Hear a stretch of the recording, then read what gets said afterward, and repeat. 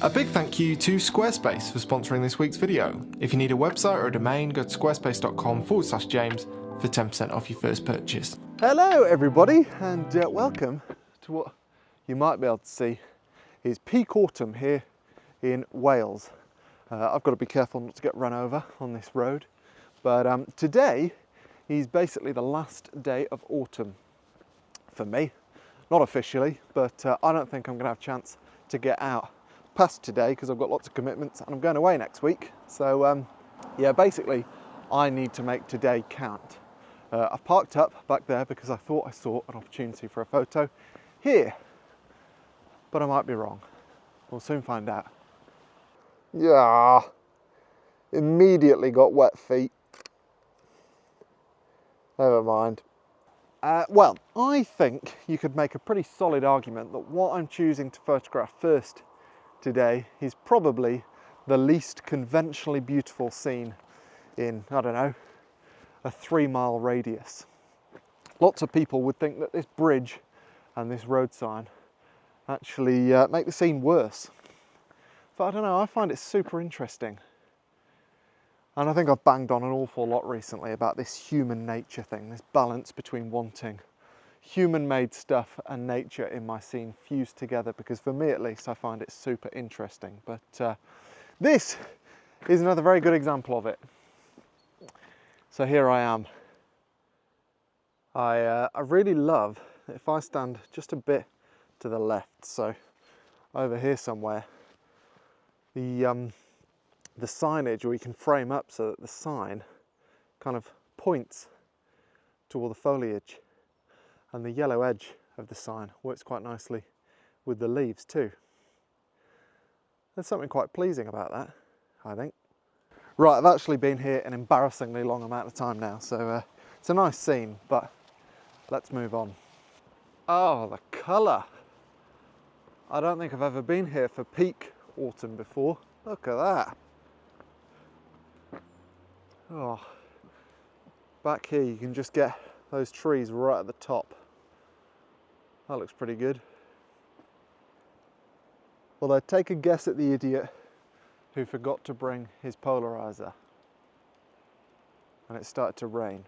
Perfect polarizer conditions. Ah!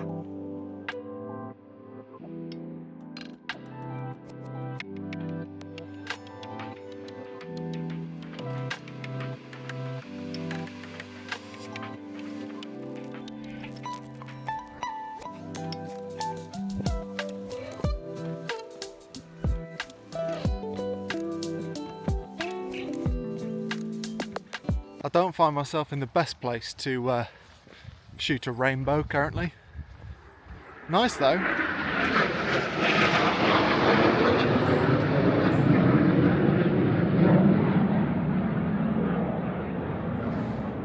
There it goes. What a job that must be.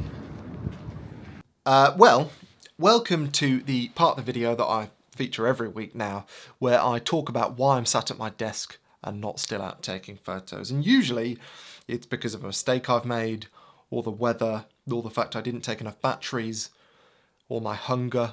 But this week it was, yeah, the sun came out, which I didn't really like, even with a rainbow. And I was thinking all the way home in the car, why is it that I wasn't particularly fussed about staying out, even though I'm sure there were probably still some good photos on offer, like the rainbow.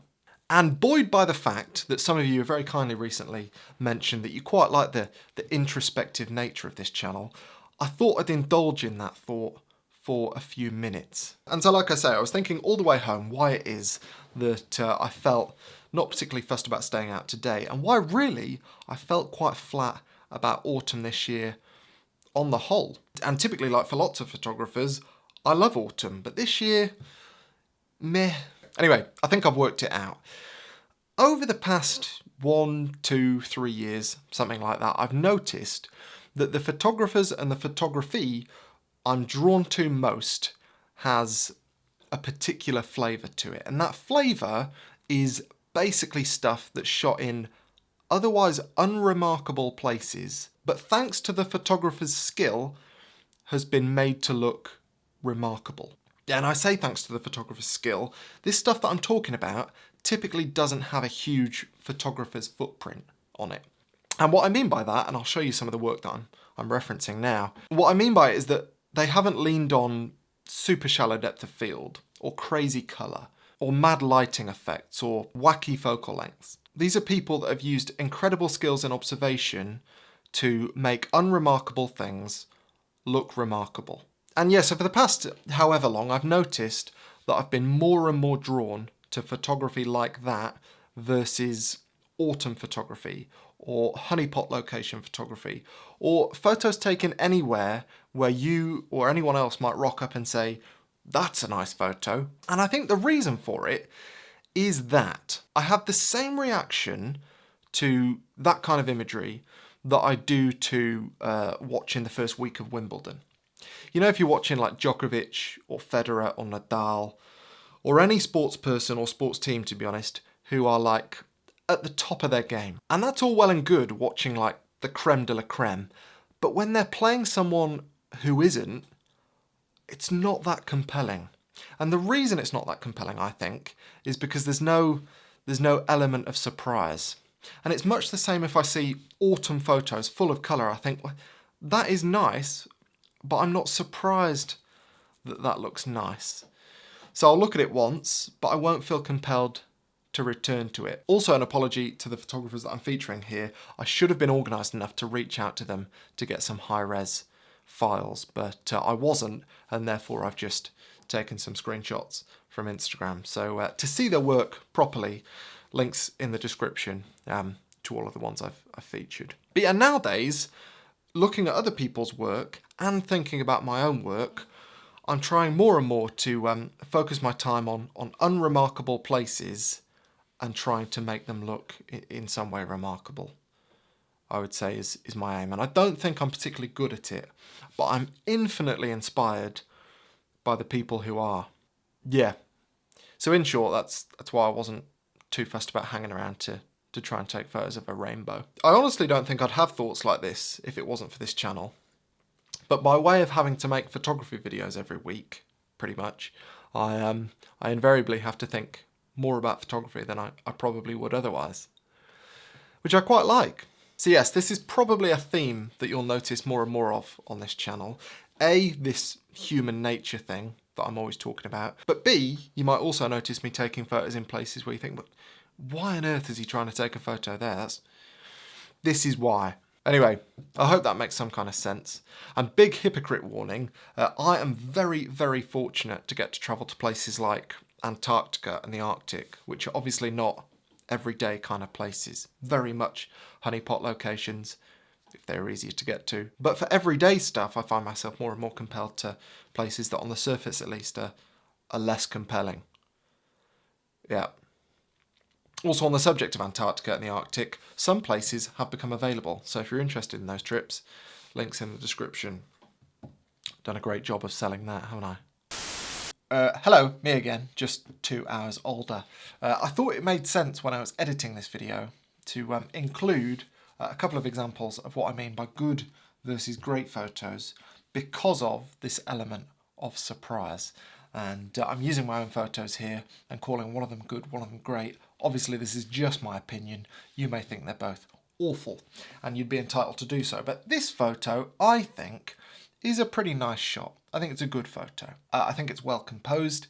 It's sharp. I think I've exposed well because the surrounding atmosphere doesn't distract from the subject, which is these mountains in a really nice wispy atmosphere. I really like it, but I think it's only a good photo. A photo I think is great, and again, just my opinion, you may think it's awful, but I really, really like this, purely because there's an element of surprise in the shape of this derelict hut. Now, there's nothing I've done technically any better than the previous photo, but this is a photo that I would continually return to, purely, as I say, because of this element of surprise. And increasingly, as time goes on, that is what I'm looking for in my images. Yeah, and that's why this photo is the only photo in my print store at the moment. Yes, anyway, hopefully that was interesting, and big thank you for watching. And also a huge thank you to the sponsor of this week's video, Squarespace. And also, while I'm talking about Squarespace, actually, the print, this current print that I'm selling has got a couple of weeks left to run. There are some copies still available. And if you don't know, basically, I announced a couple of weeks back, I'm going to be selling one print at a time from now on. And once it's gone, i.e. after a month, or if it sells out, it's gone, I'll never sell it again. So just a way to get something a bit more unique than something being on my website until the end of time. So yes, if you're interested in a print of that shot of Greenland, then it's available for a couple more weeks. Also, I've managed something that I don't think I've ever managed before, a newsletter, 2 months in a row, which I shouldn't be that proud of given how easy it is to put a newsletter together with Squarespace. You can basically copy templates from previous months. There's lots of drag and drop like there is across all of Squarespace. And it's very simple, even for someone like me, to make a newsletter look professional. And a website look professional, even though I have absolutely no skills in that realm. And I think, as I've said a few times before, one of the best tools I think you can have as a photographer is a website. And I can't recommend Squarespace enough for that, whether it's for a portfolio, an online store, somewhere to send newsletters from, or a blog perhaps. All of the above, Squarespace does fantastically. And I use the template Wells, have done for years. I love it. So honestly, if you've heard me say this kind of stuff before about Squarespace, but you've never found the time to take the plunge, just check it out. You can go to squarespace.com for a free trial. And after that, if you'd like to make a purchase, just go to squarespace.com/James and you'll get 10% off that first purchase. So a big thank you to Squarespace for their continued support of this channel and to you for watching my blabberings. Hopefully this one made sense. Hopefully they all make sense, really. Next week, I'll be going back in time a couple of months to show you a video I shot in September. And all will be explained then.